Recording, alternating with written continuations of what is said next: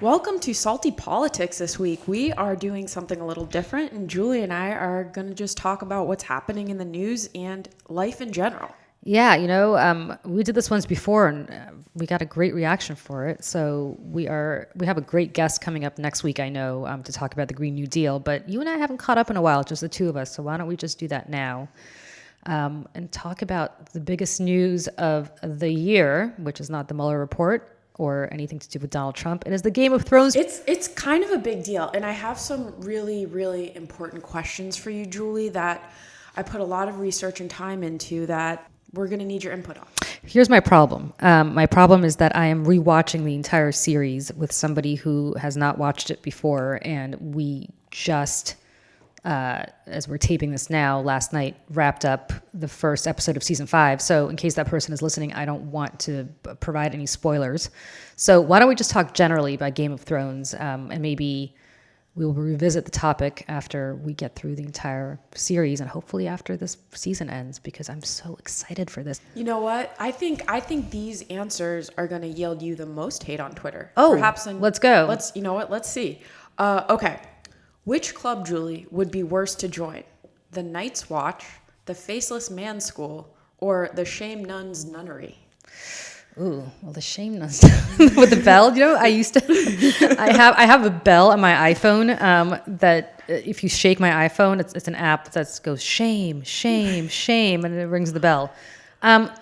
I gotta say the Night's Watch looks miserable because I'm not a big, it's funny, for a Russian girl, I hate the cold, and so I'm not a big cold person, and you have to take that whole vow of celibacy and be the first wall of defense against White Walkers and other weirdo supernatural things. So I think I gotta say, I don't know how Jon Snow did it all that time. I really wouldn't want to go hang out at the Wall. The nuns at least get to hang out in King's Landing, which is cool because at least it's warm and it's pretty. Right. And I kind of want to go to Dubrovnik in Croatia where it's filmed just because it looks like such a beautiful place. What was my third option? Faceless Man School. Faceless Man School is pretty cool. I think I want to join the Faceless Man School because again, you get to go to, isn't it in Bravos? And Bravos looks like a really pretty place. I know, that was part of my consideration while I was writing these. I'm like, okay, well, location-wise, Night's Watch is a drag. Yeah, everything about it is Night's Watch is a bummer. There's like nothing good about Night's Watch at all. No. I can't think of one redeeming thing about Night's Watch. Night's Watch is where you go get punished if you're like a rapist and a murderer. You can either die or go to join the Night's Watch. So it's not good. Right. I guess I would say, not I guess, I know, there's no question. Faceless Man School is awesome. I mean, provided you survive Faceless Man School, it's pretty cool. Right. Because of Valar Morghulis and all that. But still, that's a little high Valyrian for you, just in case. Because as I said, I've been nerding out. You got to do it. All right. Next question. Would you rather have drinks with the Dothraki, the Wildlings, or Tyrion? Oh. Well, Tyrion's my kind of drunk.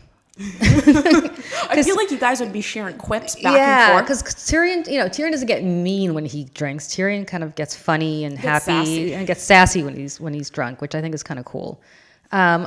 Let me ask you this about the Dothrakis. Khal Drogo alive in this scenario? Because I'd want to hang out with Khal Drogo because he's a badass and pretty hot. Oh, okay. I guess Tyrion and Khal Drogo would be cool to hang out with, but the Dothraki, again, they're... I feel like they just chug entire handles and be like, come on. The problem with the Dothraki is they chug the handles and then they start getting to fist fights and raping women, and next thing you know, you're on the ground. And so I don't know about... So I don't know if I want to hang... Plus, it's kind of dusty with the Dothrakis. I don't know if I want to go hang out at the Great Sand Sea with the Dothrakis. But, if I can hang out with... Pre-game with them. Pre-game with them and then hang out with Tyrion. Yeah, for sure. Okay. What do you think? The Wildlings would be, again, you need them in small doses. Like a Dothraki, like a drink. And then the Wildlings, a drink. But Tyrion, I could see spending hours just complaining about everything. The deal with the Wildlings is like if you hang out with them and you drink with them, especially if Mance Rayder is still around in this scenario, you pretty much end up getting a lecture about how they're better, they're the free people and, the free folk, and you're just an enslaved, northerner or whatever they call crow. And so all right, you know what? I feel like the more they drink, the more they start lecturing you about how their way of life is better. And, I don't really want to lecture when I'm drinking. I want to hang out with Tyrion and trade quips. Okay. I agree with that. All right. I feel like drinking with Tyrion would be like the clapback, but the drunk version. Which we never did back in the day. For the record, we were always sober doing the clapback, but I feel like that would be amazing to do if you're drinking with Tyrion. Oh my God, that show idea. It's a great show idea. Peter Dinklage, come over, drink with us. We'll do the clapback together. We're taking ownership of that one. Right. All right. Sex, marry, kill. First of all, these are some just lovely men here. Walder Frey, Joffrey, or Ramsay. So you have to have sex with one, marry one, and kill one. God. You know this. Can I join Can I join the nuns in King's Landing? Can I join the sept? Can I be a scepter? You may not. I mean not. Okay. Oh God. Well, Walter. Oh. I know. They're not winners. Okay, so all right. I'm going to get so judged for this, but understand I have no choice. Emily's basically holding a gun to my head. I guess I would marry Joffrey because I'm hoping that much like Marjorie, I could maybe try to manipulate him into not being horrible to me. Although or maybe I'd marry Walter. Maybe I'd marry Walder Frey because that might be a short marriage because he's kind of old. So I feel like I feel like maybe I just marry him and he die quickly. So my pain and suffering would be over. I think I would definitely kill Ramsay because Ramsay is just psychotic in ways that even Joffrey isn't. I know. I mean, this is like going to get me on Megan's list if I actually wanted to have sex with Joffrey because he's underage. So you have to go with Walder Frey. I guess you know what? I guess I'd have to go with Walder Frey because I think it would be illegal for me to do anything with Joffrey because he's underage. So I guess I'd marry Joffrey. I think the law has required that of me. What about you? I would. Oh gosh. All right. I would. Well, I think I'll definitely kill Ramsay because psycho. Yeah, total psycho. I guess I would. I like your. You know what? I would marry Walder Frey because he'd die soon. Yeah. And you get some land, and then you get some land. You get the river crossing. You get the bridge. You get a bridge. You get a bridge, and you get about 20 women named Walda as your stepdaughters. You can start a new army. That's true. And then I guess sex with Joffrey. Nothing there would be pleasant. This is a horrible scenario. Now I kind of don't want to continue this podcast, but keep going. Well, now this is because I don't want to give spoilers. So the last question I'm not going to reveal. Okay. But I am very excited about this or the premiere coming up. So can I tell you something very controversial about my Game of Thrones views, which I think will inform people? So my friend Leah is a big Game of Thrones fan. When I suggested this to her, I think she and I have been friends since we were 18, so it's been a long time friendship. But I think she was about to end it because you know who I'm rooting for? I'm Team Cersei. I've been you too? Yes! We're like the only people on earth. She's mean and I love it. I've been Team Cersei all the way, and I'll tell you why. Khaleesi, man, I think she's crazy. I mean, I think the Mad King, I think that gene pool's infected her a little bit, and she's got the dragons, she's got the special powers, she's got this, the magic. I would argue that Cersei is kind of like the Nancy Pelosi, Hillary Clinton. She's waited her turn. She's been ruthless. She's you know what? And then, but Daenerys is kind of like AOC. She's just coming in there, has new ideas and just gonna try to take it. Yeah, but Daenerys, it's like, okay, Daenerys, you know what? You've got your dragons. You've got you're unburnt. But like you were born with these magic powers, which is cool for you. But Cersei, she had nothing to go. Cersei had no advantages in life other than a rich dad. And look at what Cersei's done with her life. I'll look at all the adversity Cersei's overcome. I'm totally Team Cersei. Jon Snow, I'm sorry, you're boring as hell. And I actually have this conversation with my friend Bill, who's gay, and was devastated when Robb Stark met his untimely end because he was just thought Robb Stark was like the best looking guy in the world. I think all the Stark men are really, really boring, and that includes Bran with his weirdo visions, and I'm kind of sick of all of them. I like the Stark girls much better. I also thought Ned Stark was really boring. I thought Catelyn Stark was a badass. But so yeah, I'm rooting for Cersei. I'm Team Cersei. I hope she makes it. I hope they all make it because, for all we know, the White Walkers are going to be the ones who are making it. So we'll see. All right. Well, I think that kind of goes into our next subject, the fact that you look at Cersei and the struggle, really. The struggle is real with Cersei. Look at Cersei. Look at this poor woman. And by the way, it's not even that I love Cersei so much. I love Jaime Lannister. What? No. What? Jaime is I don't know. He's a reactionary kind of.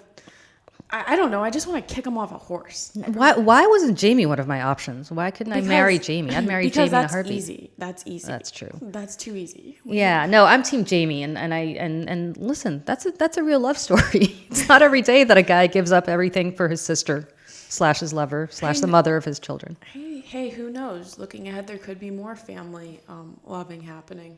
Well, yeah, wasn't there some sort of prophecy that she would die at the hands of her younger brother, and everybody thought it was Tyrion? Maybe it's Jaime. That would be it. You heard it here. Yeah, maybe. We'll see. All right. So our first, second subject to discuss is recently Mayor Pete Buttigieg. Is that correct? Buttigieg was on Bill Maher, and he was asked about his candidacy and being a millennial. And what's annoying me is how Bill puts down millennials, because he made the point how they're fragile in general. You know, you're a millennial, right? Yes. So people, I'm Generation X, and people, I feel like older people have been saying this about every generation that's come up. People said that about my generation.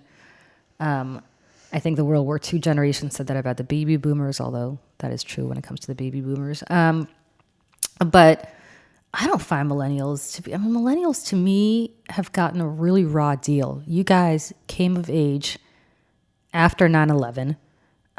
You graduated college into a massive recession. The economy was pretty bad. You've known nothing but war for basically most of your sentient life. So is it any surprise that millennials may not be ecstatic about their lives and about the way things are going? And you're inheriting a world that is so uncertain, that's shifted. So I have nothing but sympathy for millennials and admiration for millennials. Millennials are going out there starting Facebook. Millennials are going out there doing all sorts of incredible stuff. They're not relying on government or anybody else to do it for them. They're not relying on their parents to do it for them. And the fact that people think that millennials are lazy, and the fact that millennials, you have no choice but sometimes to move back in with mom and dad after college because you're graduating with $300,000 worth of debt. Until recently, it was very hard to get a job. You are adjusting to a labor market that has shifted tremendously. So I don't think it's laziness. I think it's what's become of the country and the necessity that people feel of having to rely on parents in ways they haven't before, especially since the World War II period. So, and look, the problem with Bill Maher, who I like in some ways, but I think he's very condescending towards entire groups of people. I saw that movie that he did, that basically was a big plug for atheism, and that's great. And listen, more power to him. But I thought it was very dismissive of people who were people of faith. And I'm not somebody who's a religious person by any stretch of the imagination. But I was really uncomfortable watching that movie because people were in the theater were laughing along to him, really ragging on religious people, and I thought that was really wrong. Because everybody's entitled to their view. I don't think his view or my view is any better than the views of people who are deeply religious. And I don't think millennials deserve any kind of mockery. I think millennials deserve an understanding by my generation, and especially by baby boomers, that it is the policy of the baby boomers that have gotten millennials into this mess in the first place. And I think also, with the whole safe places and the political correctness thing, I think it's very reactionary, and I think it's overreactionary right now. I'm just going to correct, but reactionary in a way where kind of like that Bill Maher and just the condescension all the time and not really caring or putting yourself in someone else's position is kind of that where I think a lot of this overreaction sensitive spaces stems from. Yeah, and look, I do think people overreact to certain things, but I'm not going to dismiss. Well, I'll give you a great example, the Joe Biden thing. Okay. You have a woman and several women coming forward saying that he made them feel uncomfortable. And a lot of people think that's an overreaction and other people don't. I have been in that situation with Joe Biden a number of times. I've gotten the shoulder rub. I can tell you this is just coming from me, this is not to diminish anybody else's experience, and everybody has their own experience and their own feelings about it. Speaking strictly for myself and literally just for myself, I can say that I never thought it was inappropriate. I never thought it was a violation of my personal space. I never thought it was sexual in any way. He comes from a generation where touch was a thing. I mean, politicians, you have this, Bill Clinton used to, and not to women, but he would do this to men. Less people think that Bill Clinton was creeping on women in this scenario. When he would shake men's hands, he would grab them by their right hand, and then he would put his other hand on their shoulder and touch them that way. I think that is just what people did to connect. And I think that's how Joe Biden looked at it. I don't, by any stretch of the imagination, think that it was a sexual thing that Biden did. He did it to men as well. I mean, he would do it to Obama. You have pictures of him doing it. Are people overreacting to that? I understand where people are coming from at a time when women are groped all the time, and you have presidents talking about grabbing women by their genitalia. I think women have become much more sensitive about the fact that don't touch my body in any way, shape, or form without my permission. Don't violate my personal space. I get it. I mean, believe me, we've all gotten the inappropriate touch and the inappropriate hug from men, all of us. I'm sure you have as well. And so was it an overreaction to Biden? Not from women who are just tired of guys touching them. I mean, right. You know, I'm 5'3", and I remember I worked for this one politician who was very, very tall, like exceedingly tall. And he would always pat me on the head because I'm 5'3" and I'm short. And I think he just kind of like pat me and like a puppy. And I don't think he meant anything condescending by it. I think he just thought I was like this cute little, and not cute in a sexual way, but cute like in this very like Smurf-like way. And I didn't love it. I thought it was a little condescending. I didn't think he'd do that to me if I were 5'10" or 5'11". But did I think that he meant anything bad by it? Not in the least. In fact, I think it was almost a sign of affection. So I don't know. This one's a tough one for me, and I think that painting millennials with a broad brush is not right, or painting anybody with a broad brush is not right. Everybody has different experiences and different motives, and so I think Bill Maher needs to understand that. Agreed. All right, moving on. I don't know if you've heard about the latest book by former Sports Illustrated writer Rick Riley, titled Commander-in-Chief: How Golf Explains Trump. But there have been pretty excellent excerpts from it. One part of it was that at one golf course, the caddies would call Trump Pele because he would kick his golf ball onto the fairway. I read that. That's great. And I'm just like, that's pretty interesting. But do you think maybe it stems from Trump in his heart of heart believes that everybody's a cheater, so it's okay for him to cheat? And that could be informing his political, like if everybody's kind of skirting the system, it's like, I'm just playing the game. Oh, look, I mean, we know he cheated with respect to campaign finance. We know he hasn't been cleared of obstruction of justice, which we can get to in a second with the Mueller report. But do I think Trump's a cheater? Yeah, of course he's a cheater. Unless people who love Donald Trump start yelling at me. Apparently Bill Clinton was also a horrible cheater at golf and would also whatever a mulligan is, which I think is a cheating thing. Yeah, well, the mulligan is like you hit a bad shot and then you take one over. It doesn't count. Yeah, apparently Clinton was like the king of doing that. So I wish I could get excited about the story, but I can't get excited about the game of golf at all. And I know that's also going to get me a ton of hate because people are obsessed with golf. And I don't understand. How do you like walking around? Well, are you a golf person? I was actually on the golf team in high school. You had a golf team in high school? Oh, but it was great though, because I remember leaving class early, going all around Florida to golf at these courses for free and getting golf balls provided. Wow. I felt like a retiree. I did not appreciate it at the You were time, living in Florida and playing golf. You were back, so retired at the age of 14. I look back and I'm like, why didn't I appreciate this anymore? But I guess just because it's so accessible in Florida, whereas up north, half of the year you cannot play. I just find it, I've tried playing a few times. I find it immensely boring. And unfortunately, in my line of work in politics, a lot of business gets done on a golf course. And I've missed out on it because I've tried. I took a class at Chelsea Piers once. And I came home and I thought my shoulder was going to be disconnected from swinging the golf club. And I was like, this is awful. All right. Well, From Trump, now we move to the Kardashians. Oh, somebody else I can't get excited about. Right. Well, but a good conversation. For months, the Good Place star, she's an activist as well, Jamila Jamil, she's been calling out the Kardashians on social media for promoting weight loss advertisements, such as detox teas and lollipops. She's criticized Khloe in particular, her ads, saying that she's having a negative influence on women, calling her, quote, terrible and toxic influence on young girls. And I know you know about like certain influencer posts on Instagram and stuff. Sure. They get paid to, Well, that's the first thing. First of all, people need to get that when some celebrity is plugging a product or is photographed by paparazzi wearing a particular necklace or a particular outfit, chances are she or he's probably getting paid to do all of that.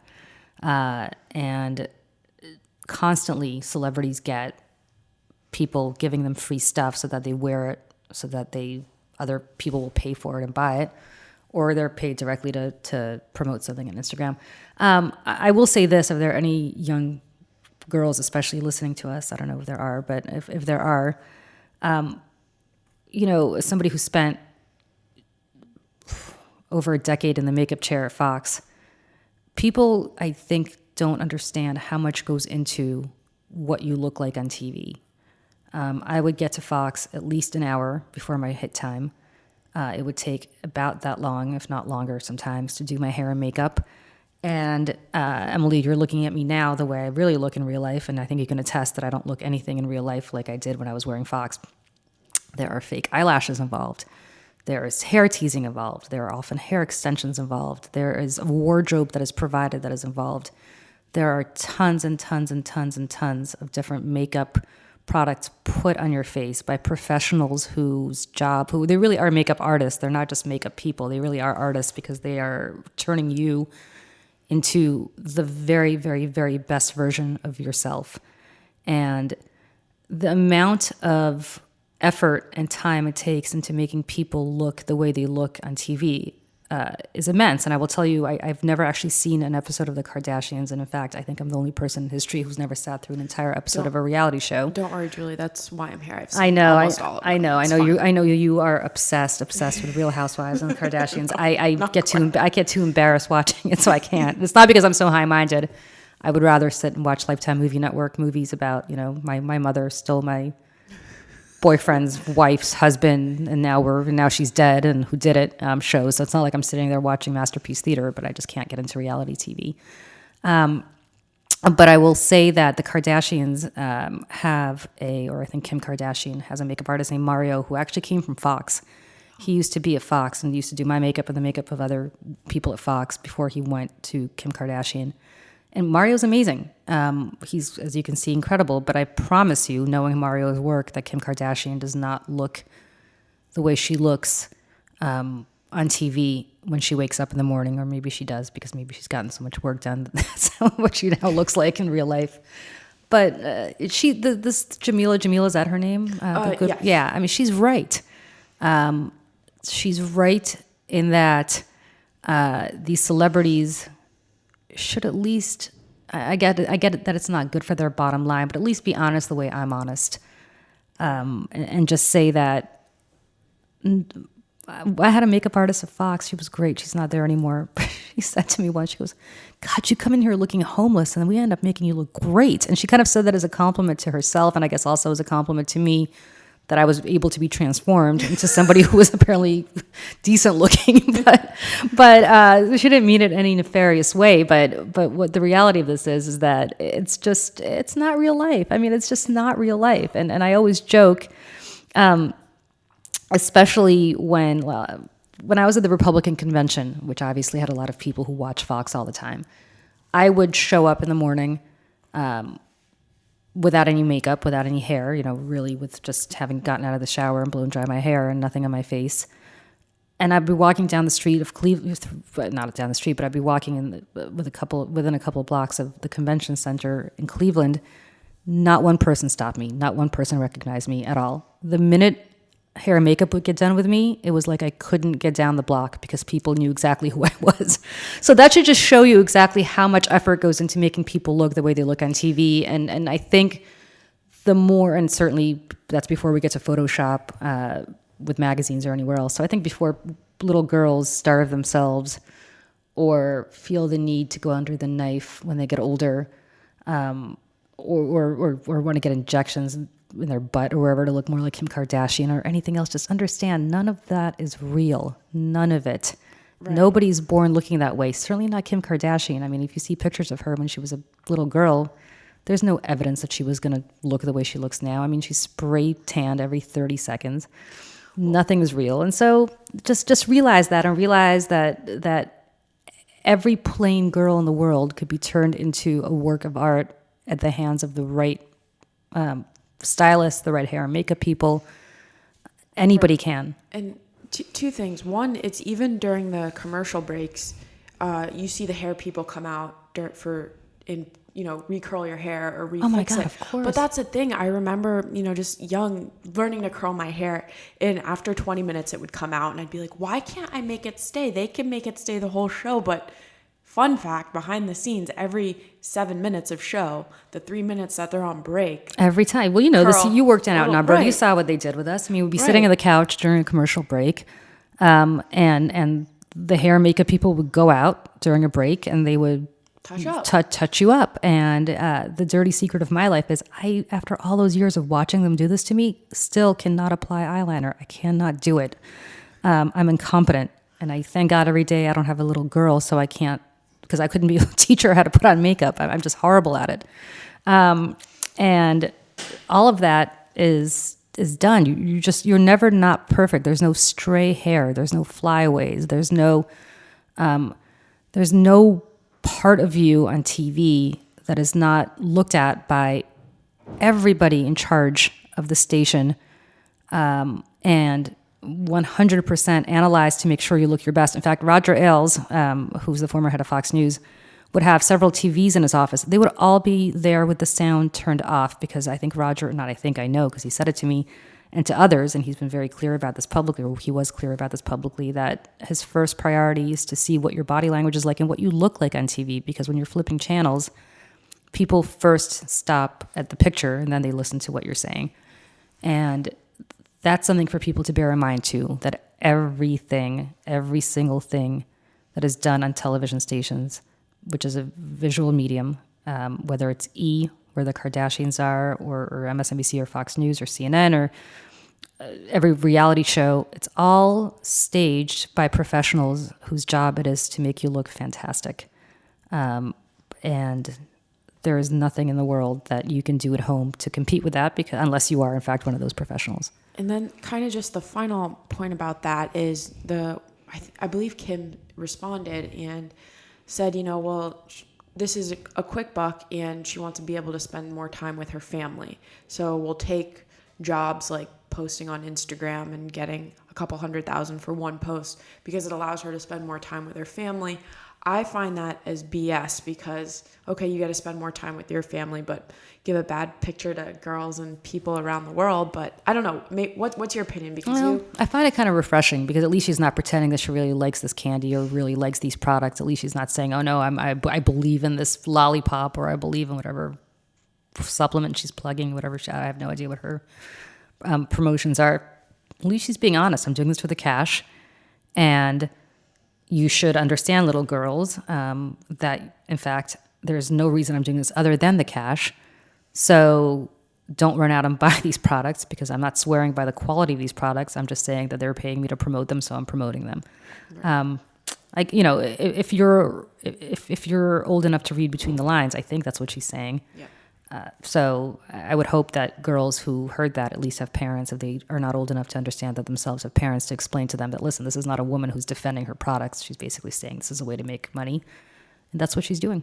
Pay to play. Agreed. All right. So I guess now what we're salty about, if you want to go into that. Well, you know what I'm salty about? I'm salty about this whole notion that William Barr, the Attorney General, can't release the Mueller report because he has to preserve the secrecy of the grand jury. You had a special prosecutor, Leon Jaworski, during Watergate, who turned over everything after a judge ruled that he should, after the Nixon administration didn't want that to happen, turned over everything, including grand jury testimony. to the House Judiciary Committee. And I am old enough to remember this very, very well. When the Starr report came out during the Lewinsky timeframe, they released everything, not just to the House Judiciary Committee, but publicly, including Bill Clinton's grand jury testimony, including Monica Lewinsky's grand jury testimony. We all read it. I mean, I remember walking into Barnes & Noble or a store called Borders, which used to exist, a bookstore, and there would be copies of the entire report in book form at the checkout, and you could read all about it. I mean, there was nothing to prevent you from reading grand jury testimony. The bottom line is this: the secrecy of the grand jury is not mandated to be protected before Congress, because it is up to Congress to figure out whether there's a roadmap to impeach the president or otherwise determine wrongdoing by the president.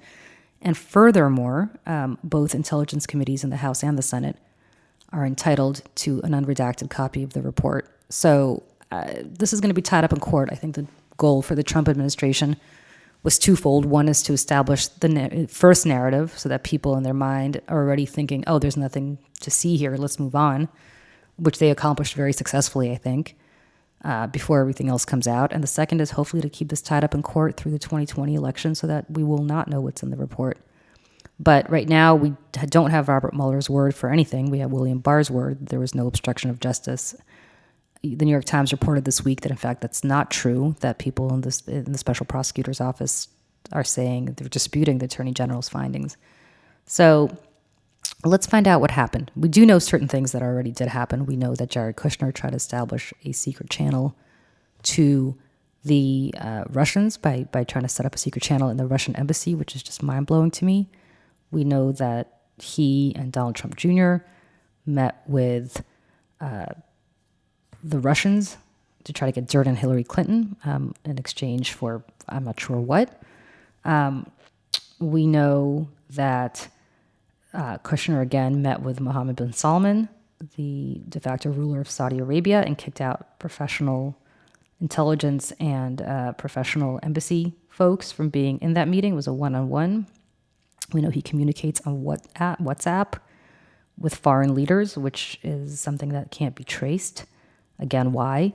All of that stuff is interesting to me, and while it didn't result in an indictment, it is up to Congress to figure out whether it rises by the president to high crimes and misdemeanors. I don't know whether it does, but none of us do, and certainly Congress doesn't unless they get the full unredacted report. So let's turn it over there, William Barr. Come on. I agree, and by saying that, by not putting the report out, isn't it easy too for them to say, despite the Kushner revelations and stuff like that, to say, well, it didn't result in collusion, so let's throw it away. I mean, collusion was not a legal standard to be met, so it's very clever that they kept saying no collusion, no collusion. There was never going to be collusion. Does it rise to the level of conspiracy? Well, apparently not enough to get indicted. On the other hand, the Eastern District is continuing its work, and the Southern District is continuing its work here in New York, and apparently there's a grand jury that Mueller, as part of the Mueller probe, whose work is still ongoing down in Washington. So we don't know. I mean, when people ask me my reaction to the Mueller report, I don't say that the president is guilty or anybody around him is guilty, except for the people that got indicted, because the answer is we don't know, and it's hard to speculate on something we don't know. So if they could release the Starr report in its entirety, they should. If Congress got the unredacted Jaworski report with Watergate, which they did, it should. The Jaworski report was finally declassified. I believe it's either this year or last year. I think it was last year. But Congress had seen the unclassified version. In fact, Peter Rodino, who was the head of the House Judiciary Committee, a New Jersey congressman at the time, led the charge for Congress to see it, and it did. And I believe that Congress should, as they have subpoenaed the report, or said they're going to subpoena the report, should get it now. And this is all political. The problem is that we had a country, and this is actually, what's making me even saltier now that we're on the topic? The saltiest part of all of this is the president should have stood up the day this report came out and said the following. I'm very grateful for Robert Mueller's exoneration of me and the people closest to me. As you could see, there was no evidence. If that's what he wanted to say, he could have said it. He could have still said the same thing, but he missed one crucial thing, which is, however, what we do know is that the Mueller report indicates, from what I have heard and what I've read reported, that the government of Russia led an assault on this country and on the integrity of our electoral system and tried to basically, through technological and other means, subvert the will of the American people. And I will not allow that to stand. And I will either impose more sanctions or ask Congress to impose more sanctions on the Russians. I will take it up with Vladimir Putin. I will send a message to him that if this happens again, as it apparently is happening again leading up to the 2020 elections, there will be serious consequences. But he did none of those He would have things. looked heroic. Of course, and he still could have gotten up and said what he said about his own exoneration if he wanted to, but he would have looked like a leader, and he would have looked like he's putting America first, which is the stupid single, horrible phrase with horrible connotations that he keeps using all the time without realizing what the historical significance of that phrase is. But if he wants to use that phrase, that really is putting America first. Not America first, capital A, capital F, but America first, lowercase f. It really is putting the needs of this country first and standing up to those who want to subvert our democracy. And the fact that he did none of that is so infuriating to me. And the fact that Lindsey Graham, who's this alleged, hawk when it comes to Russia, completely took a back seat on that issue. I mean, where are the Republicans who are holding a press conference if the president won't, saying what we have learned through media leaks or other reports on the Mueller Report is that the Russians came at us and that they are continuing to come at us. That's the lesson of the Mueller Report, putting aside whether Trump or his sons or his daughter or his son-in-law or anybody in his inner circle is guilty of collusion. We know for a fact that the Russians came at us, so come back at them, and nobody has focused on that at all. The reason they're not doing that is because they're afraid that Trump then won't help them get reelected, or is it just because they're chicken shiitake mushrooms? I think that they're so busy doing a political victory lap about the fact that there's no there on collusion that why muddy the waters by talking about policy. And I think they're also scared of Trump. I mean, I think the Republican primary base is enthralled to Trump. And as a result, a lot of them, Lindsey Graham being first and foremost in this, is terrified of Donald Trump coming into South Carolina and coming after him. And look at Lindsey Graham's numbers among Republican primary voters. When he was anti-Trump, his numbers were in the tank. Now that he's Trump's best friend, his numbers among Republican primary voters are doing much better. So it's all about self-preservation. And mark my words, the day Lindsey Graham gets reelected, if he gets reelected, he will turn on Trump super fast because he will no longer need him. And that to me is just the worst. Everything that people hate about Washington to me is encapsulated by Lindsey Graham. That would be a great Tyrion and Julie clapback. Oh no, Tyrion and I would be, having drinks and clapping back about why he had to kill poor Tywin. I love that character. I love Tywin Lannister. He was such a good character, and I'm a little ticked off at Tyrion for killing off that character for me. But go on. What is making you salty this week? Georgia's so-called heartbeat bill, which would prohibit most abortions in the state after a heartbeat is detected, which can come as early as 6 weeks. And that's before many women even know they're pregnant, which would ruin a lot of lives because if you can't take care of a child and you don't know you're pregnant and then now you're stuck with it and bringing something in this world that you don't have the resources, that anything, it's not conducive to a healthy upbringing. Well, I'll tell you, I've had a few friends who've terminated their pregnancies because they are kids and they wanted. This is not an accidental pregnancy. I mean, these are in both instances. Couples who really, really, really were trying to get pregnant and wanted that child. But there was something very wrong with with the development of that fetus. And having been pregnant, I can tell you, it used to be that you can't really find out about a lot of diseases or a lot of illnesses until you did an amnio 20 weeks, which is about 5 months. Now you can do it, or at least when I was pregnant, you could find out about a lot of them at 12 weeks, which is obviously well after you can detect a heartbeat. But at 12 weeks, you might find out that you have a child and a pregnancy that is just insupportable for a variety of reasons.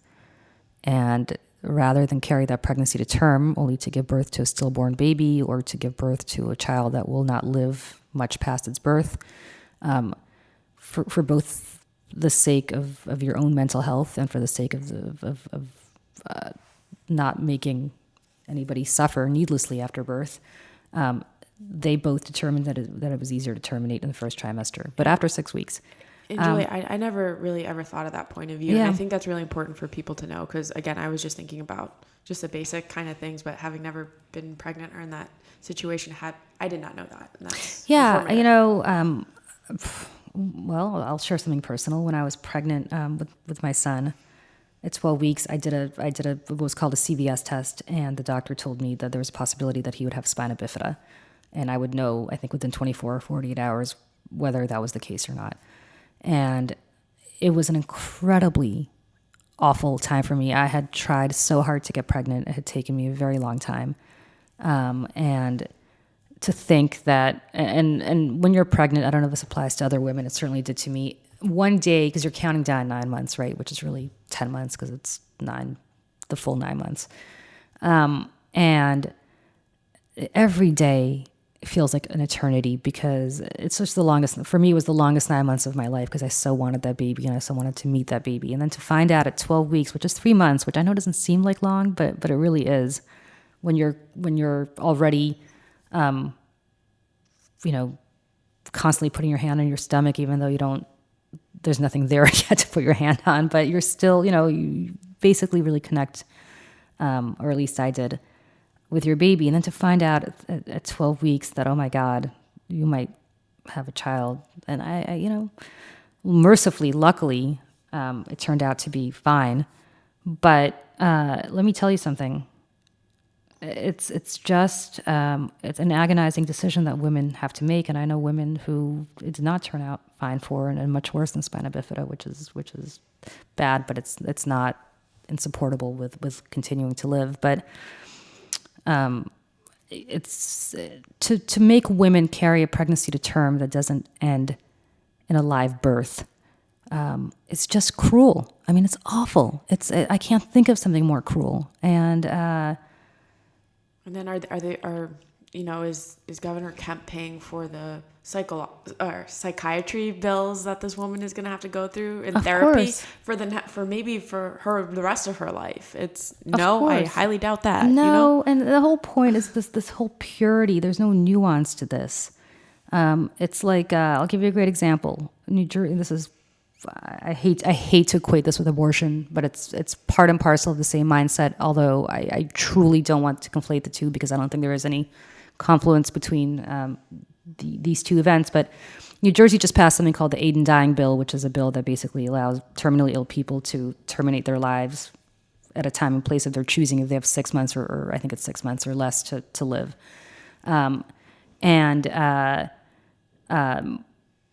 A lot of people were saying, well, you're asking people to basically commit suicide and that's immoral and that's illegal. And all I kept thinking is, I had a friend whose husband had ALS and Lou Gehrig's disease, and towards the end, he was begging her to kill him because he was completely immobile. He knew everything mentally that was going on, but he was trapped in his body. It was just truly, I think about what I would wish on the worst human being on earth, and I still wouldn't wish this kind of disease on that person. I wouldn't wish this on Adolf Hitler. It's that awful. It's just such an awful, awful, awful disease. And he was begging his wife to help him end it. And she obviously couldn't because she would be prosecuted for manslaughter or she was worried about legal jeopardy. And so what is so interesting to me about this is, to me, why is there no nuance in thinking about all sorts of heavy issues like this? Why is everything so black and white? Right. And the same with abortion. I mean, nobody is aborting 9-month-old fetus. I mean, every time people who are pro-life, well, would you abort somebody the day before birth? Well, who's doing that? No one. I mean, who is doing that? Give me one example of somebody you know who terminated a pregnancy on a healthy fetus at 9 months. And not one person has done that I can think of. And if they did, they were probably breaking the law. People keep saying, well, Kermit Gosnell, whatever his name was. Yeah, that guy was breaking the law. He was a criminal. But what people don't understand is you're just putting women in an impossible situation. I mean, a really impossible situation when you pass bills like this. And I say that as a woman who really has had friends who are heartbroken to this day. I mean, it's been years for one couple that I know, and they're still heartbroken about it. They really wanted that baby. And they proceeded to then go on to go to China and adopt 2 little boys with special needs, specifically because they wanted children so much. So I just think it's a really cruel bill designed for people who'd rather have some sort of weird ideological purity rather than thinking about what is best for the women and for these children. To end on a positive note, I think the information that you just gave on that was really important because I definitely learned something. Well, yeah, I think it's one of those things where live and learn. I think Governor Kemp, great example. Has he known people like this? I mean, people don't talk about this much, unfortunately. And they just don't. It's such a private thing. It's such a tragic thing. People don't talk about it much. And I would hope that people who have gone through something like what I just talked about, if they are compelled to share their story, it's so important to do that. And of course, I would never ask anybody to do that. But if they have it in them where they feel compelled to share it, I think they should, because I truly think people need to understand the nuances of this. Not to mention your point. A lot of women, you are entitled. I mean, it is the law of the land. You are entitled to terminate a pregnancy. And at 6 weeks, most women don't know that they're pregnant. They just don't. And a heartbeat is one of the first things that you hear. One of the first things, obviously, if not the first thing, that I'm not a doctor, but I think you hear it very early on. So you're talking about essentially outlawing abortion, which is the whole point. And the cruelty is the point, by the way. It's not some pro-life message. You are, in some cases, asking women to carry to term fetuses who are not viable in any way, shape, or form, simply because you heard a heartbeat at 6 weeks. And fetuses develop a lot longer than that. And that's why the first trimester is so important, probably the most important part of the pregnancy, because that's when your functions really come to be. And it's just awful. It's cruel. Let's think about something positive.